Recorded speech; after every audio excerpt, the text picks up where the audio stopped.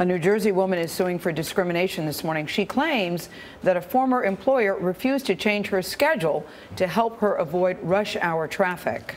The lawsuit says she was diagnosed with depression and anxiety aggravated by gridlock. She wanted to come in after the morning rush and leave before the roads jammed up in the evening. But her company allegedly said no and fired the woman in retaliation.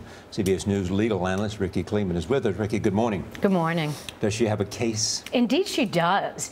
At first blush, the press headline is clearly frivolous lawsuit. Everybody gets aggravated in traffic. We all have anxiety in traffic. But it's not that simple. When we have the Americans with Disabilities Act, and in this case, New Jersey has a similar act as most states would do, what anxiety is a recognized disability. This was a woman who said and went to a doctor that she had chronic anxiety and depression. It's documented. It was aggravated by her commute. So here's where the employer makes a mistake.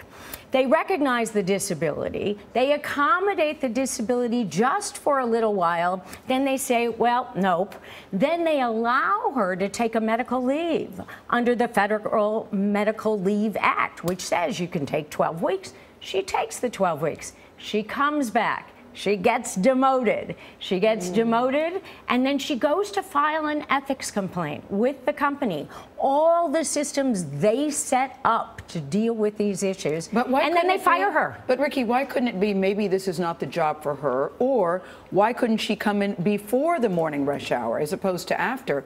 Couldn't they work out something that they still get work out of this employee without? Now she has a very short work day. Well, she does have a short work day by her request, but what happens is an employer has an obligation to make a quote-unquote reasonable accommodation.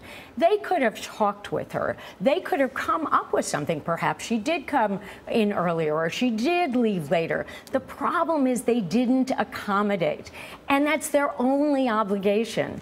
Once you do this, it's like the old buyer beware. In a company, especially a company like this is a $16 billion company, big company, lots of resources, no undue hardship to accommodate. You've got to follow the rules of the law.